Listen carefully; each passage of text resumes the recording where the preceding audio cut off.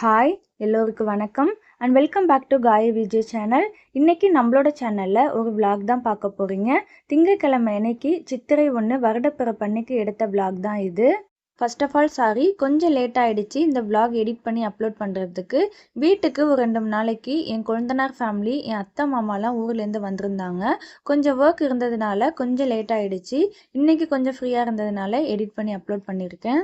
வருடப்பிறப்புங்கிறதுனால அன்னைக்கு காலையில் கொஞ்சம் சீக்கிரமாகவே எழுந்தாச்சு. ஒரு 5:30க்கெலாம் எழுந்ததும் வாசல் கூட்டி மாப் போட்டு விட்டுட்டு, கோலப்பொடி இல்லாதனால மஞ்சள் கரைச்சி கோலம் போட்டு விட்டுட்டேன். டெய்லியெலாம் கோலம் போட மாட்டேன், இந்த மாதிரி விசேஷ நாள் அன்னைக்கு மட்டும் மஞ்சள் கரைச்சி கோலம் போட்டு விடுவேன். அதுக்கப்புறம் பார்த்திங்கன்னா காலையிலே குளித்ததுக்கப்புறம் சாமிக்கெலாம் பூ வச்சு விட்டுட்டு டைரெக்டாக கிச்சனுக்குள்ளே என்ட்ரு ஆயாச்சு. அன்னைக்கு காலையில் ஸ்பெஷலாலாம் எதுவும் செய்யலை, மதியத்துக்கு மட்டும் வடை பாயசத்தோடு சமைச்சிருந்தேன். என் ஹஸ்பண்ட் கொழுந்தனார் 2 பேரும் ஊரில் போய் அத்தை மாமா அழைச்சிட்டு வரத்துக்காக போயிருந்தாங்க. கூடவே பசங்களும் போயிருந்தாங்க. நானும் என் சிஸ்டர் மட்டும்தான் வீட்டில் இருந்தோம். அதனால எங்கள் 2 பேர்த்துக்கு மட்டும் டிஃபன் ரெடி பண்ணியிருந்தேன். அதுக்கப்புறம் தான் மதியானத்துக்கு லஞ்ச் செய்ய ஸ்டார்ட் பண்ணேன். இவங்க தான் என் சிஸ்டர். நான் வீடியோ எடுத்துகிட்டே குக் பண்ணிட்டு இருந்தேன். அவங்களும் இடையில வந்து பார்த்துட்டு கொஞ்சம் நேரம் ஃபன் பண்ணிட்டு இருந்தாங்க, நான் எப்படி பண்ணுறேன்னு சொல்லிட்டு. கொஞ்சம் நேரம் வீடியோ ஆன் பண்ணி வச்சுட்டு 2 பேரும் சிரிச்சுக்கிட்டே இருந்தோம் கேமராவுக்கு முன்னாடி. நான் என்னென்ன ரெசிபி செஞ்சேங்கிறதெல்லாம் ஃபுல்லாக என்னால் கவர் பண்ண முடியல. அங்கங்கே மட்டும் ஒரு கிளிப் மட்டும் எடுத்திருந்தேன்.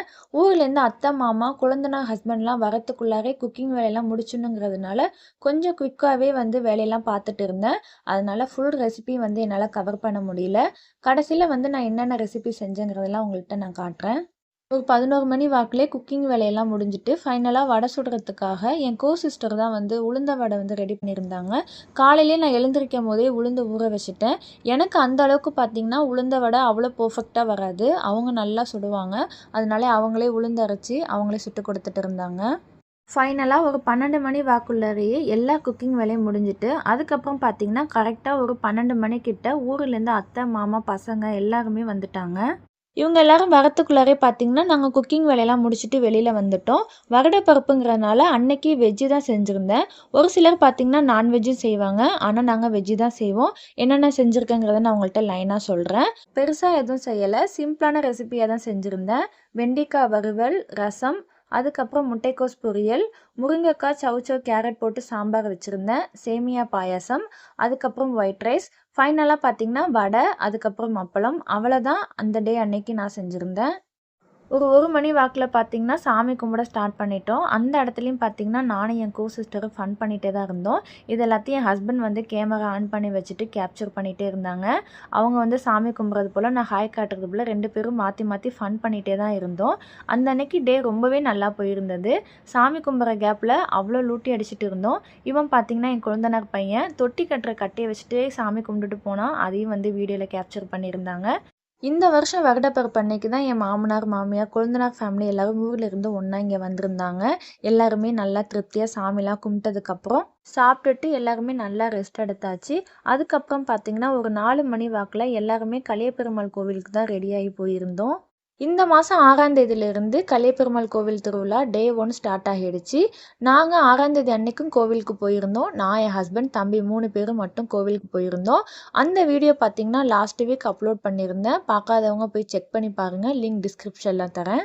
மறுபடியும் 14ஆம் தேதி அன்னைக்கு கோவிலுக்கு போயிருந்தோம். ஊர்லேருந்து எல்லாரும் வந்திருந்ததுனால 14ஆம் தேதி அன்னைக்கு காலையில் பார்த்திங்கனாக்கா திருத்தேர் இழுத்துருந்தாங்க விடிய காத்தால். நாங்கள் அன்னைக்கு ஈவினிங் தான் போயிருந்தோம்.